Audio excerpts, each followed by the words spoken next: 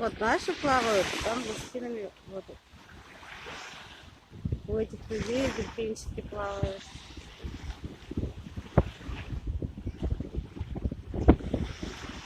Вот там вдали подпрыгивают над водой. Маленькие видно. А там вот Денис плавает с папой.